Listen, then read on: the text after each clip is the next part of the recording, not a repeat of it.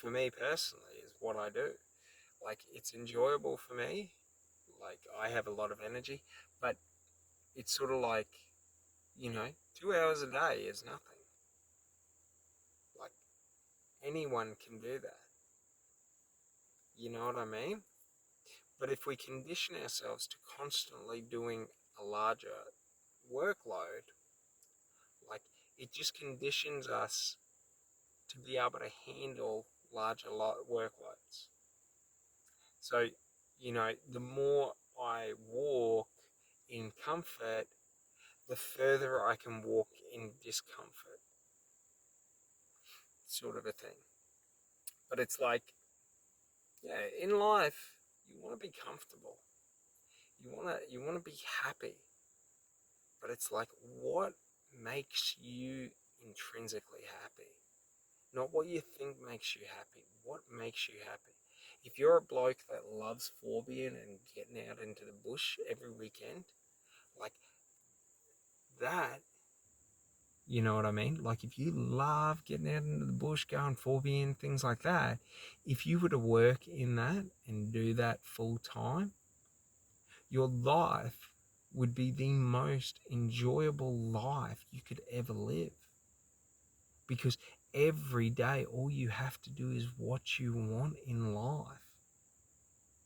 Like, no day is a struggle because it's effortless to do it. So, like, for example, I might feel tired in the morning, before my morning walk, and I might, my legs might be aching. But as soon as I'm a couple of minutes into the walk, like, I'm in there, I'm having a good time. That's where I get enjoyment from. Like, as soon as I start doing it, I'm happy. It doesn't, like, I don't have to try. Like, I'm just doing it. It's effortless. Like, and that's the funny thing, is that we think our dream life is the most difficult thing in the world to achieve and do. But in actual fact, our dream life is the most effortless thing to do because it's what we want to do. So if you want, let's say you're a bloke, you love Forbian, and you just want to start your own Forby channel. For you to do that will be effortless. Now, that doesn't mean it won't require effort. It means the effort it requires, you won't think is difficult or exhausting. Okay?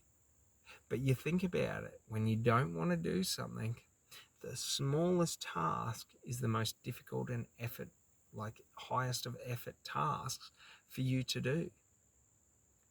And the reason for this is that what I've found is when I'm forcing myself or trying to do something I don't want to do, in terms of, like, let's say working a job we don't like, working, for a company that doesn't have the greatest values or the greatest customer care, or, doesn't care about their consumers. Like, every action we have to do, we have to constantly think and plan and figure out, because we're not allowed to take the actions that are authentic to us. We have to take the actions that are authentic to the business. So it's sort of like when I worked in high ticket sales, you always had to be so nervous about what you would say and how you would say it. Because for me, like, focusing in on, you will either pay me or I'm not going to do anything or give you anything, that is not natural for me. It's not natural for me personally to say, you have to first pay me before I'm willing to help you out and give you, information, advice, help you solve a problem. Like, because I know, even if you choose to rip me off and choose to say afterwards, oh, I don't want to pay, I don't really care. Like, you and I both know exactly how good I am. That's the thing. I don't need to worry about getting paid up front to do the job, because I know even if you screw me over, like, my name and my reputation will always precede me. And that's the funny thing. So, like in my own life, that's always been my number one. Well, my number one asset is always knowledge. And then my number two asset is always my ethics. Like, I will always seek knowledge, but I will never lower my standards. I will never lower my, my values of what I personally think is right, what I think is, valuable, what I think is acceptable and unacceptable. Because, like, many times throughout my life, I have experienced and been exposed to some, not the worst people in the world, but just greedy, narcissistic, arrogant, people that don't understand the value of a customer. So they look to maximize every dollar out of that customer, and they don't really care about return business. Because when you look to over maximize, so if you come into a shop that I own and I look to take every penny from you and sell you every product, you're probably not going to come back. Like, because the thing is a lot of the products that I sell you, I'm going to have to forcibly convince you why you need them. Through manipulation or through, not persuasion, but pressure. And that's a funny thing, is that,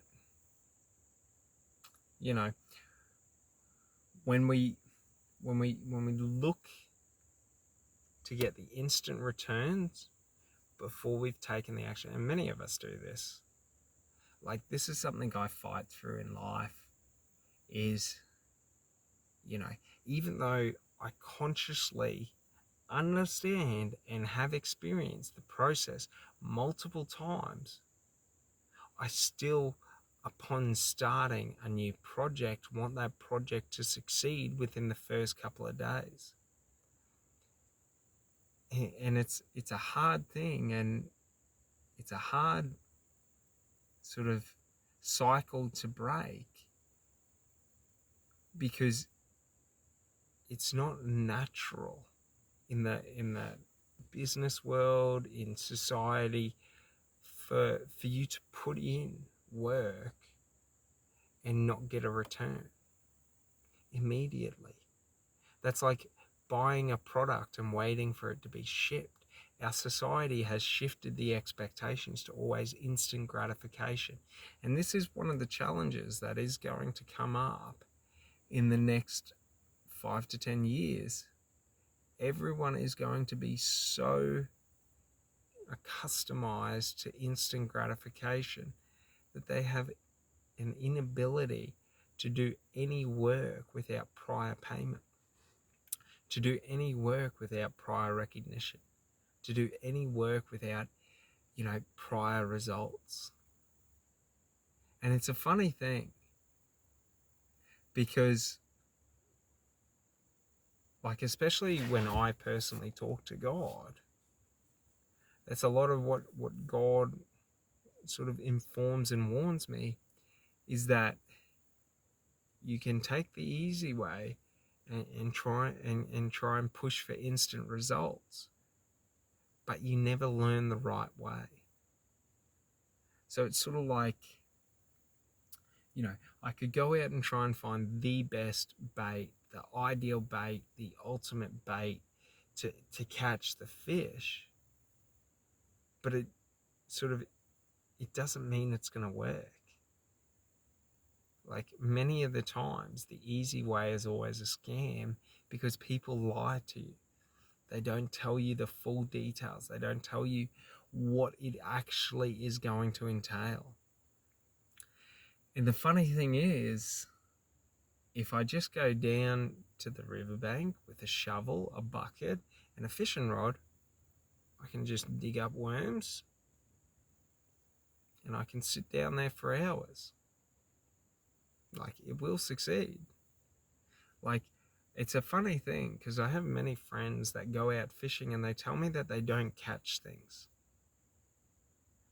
and that they struggle to catch things. And I've never really understood this because, like, every time I went fishing, I always knew how to catch fish. And the way was always the freshest bait.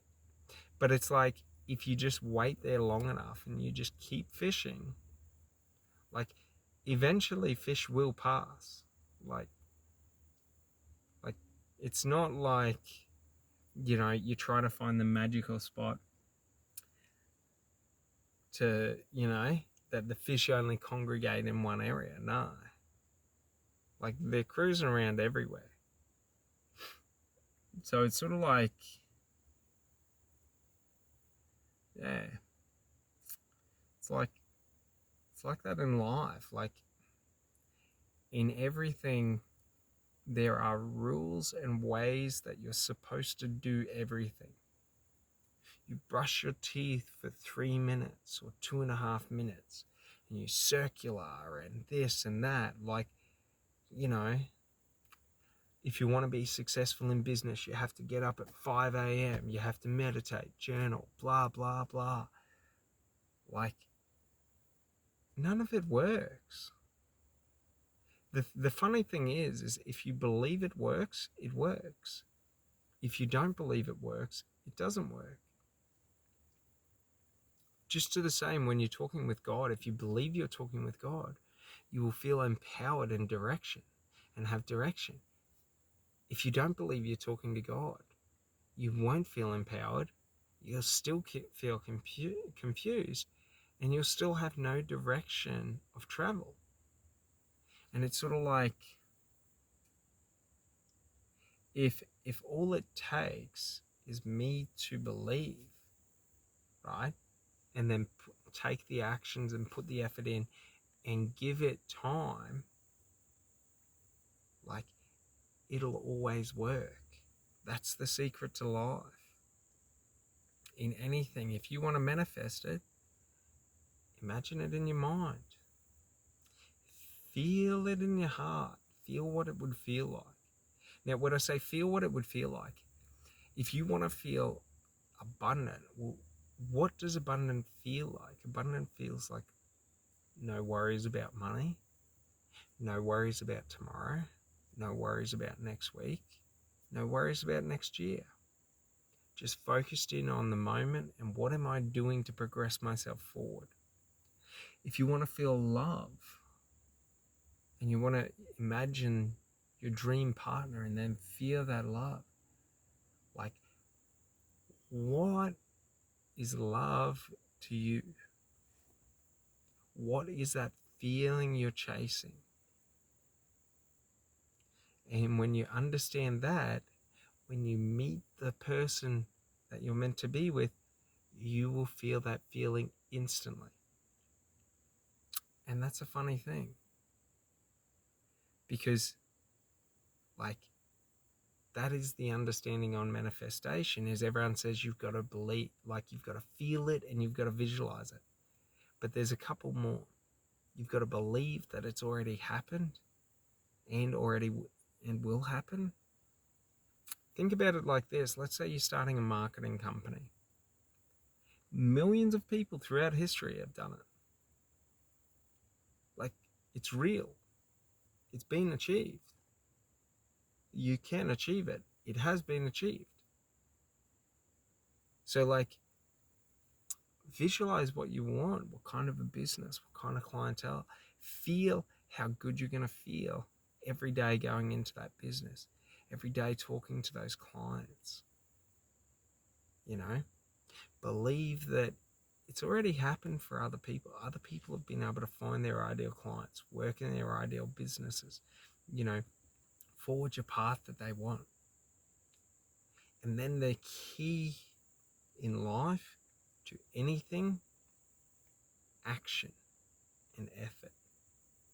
We have to put in the action day in, day out, time and time again.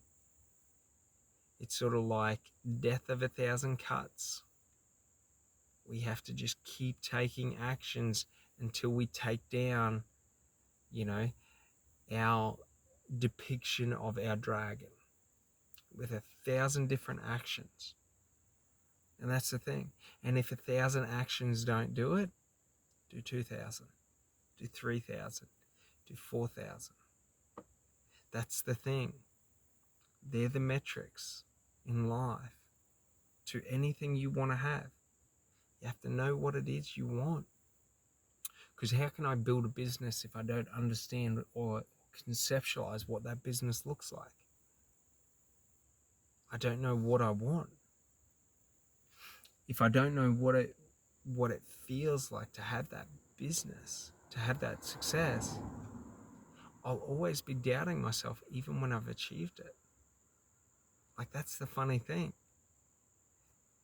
If I'm unable or unwilling to take actions and put in consistent effort day in, day out for as long as it takes, there is no required amount of work.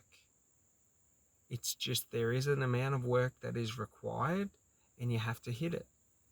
No one knows what that amount is. For every person, it's different. So, when we understand these things, these become the framework of understanding how to talk to God.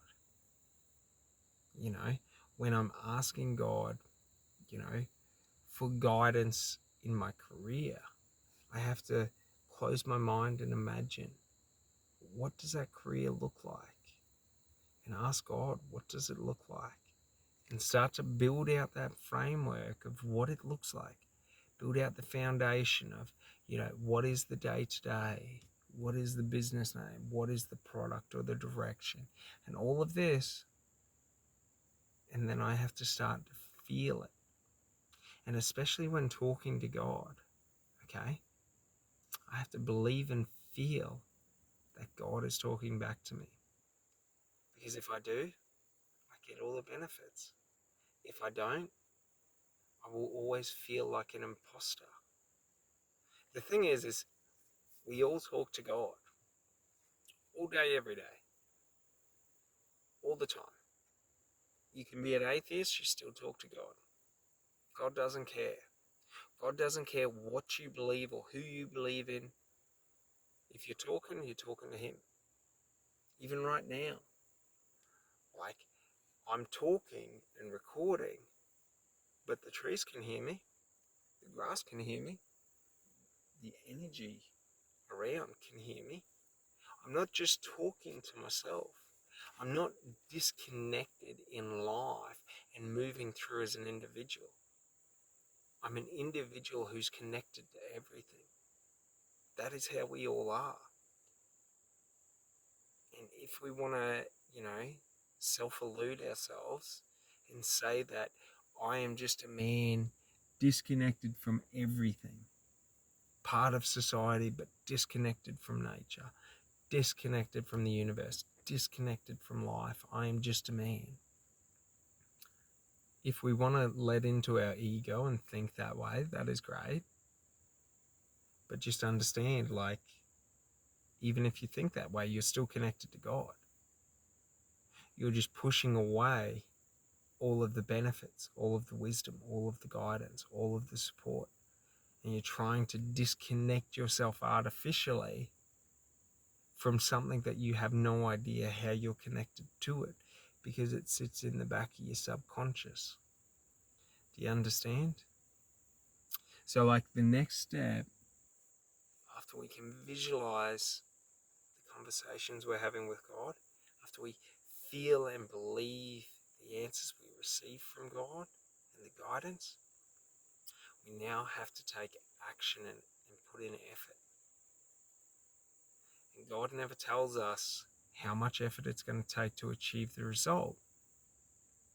But God promises us, if we take the action and put in the effort, the result will be ours. And it's proven throughout history, throughout life, throughout every sector of life. There is proof that we are all working with God in every moment, because in any moment we are never even slightly disconnected. So like, similar to your body, right? At any given time, no matter the strain on my mental aptitude or my physical exertion, I am only ever giving out 10% of my true nature. So I may feel that I'm lifting and I'm lifting this heavy weight and I'm destroying my body and I'm giving everything, and it's only 10%. It's only ever 10%. So like, we got to understand that, like, when I try and disconnect myself from all of my external environment, it's like that. I'm only experiencing 10% of life. I'm foregoing every other experience for just that 10%. So I can go and drink on the weekend, so I can listen to music, so I can go and watch movies and waste my days away wishing and hoping for better. Wishing and hoping that my life will become my ideal life. And it's funny, because for so long, I believed that trap. I gave into that trap. And the funny thing is that once you start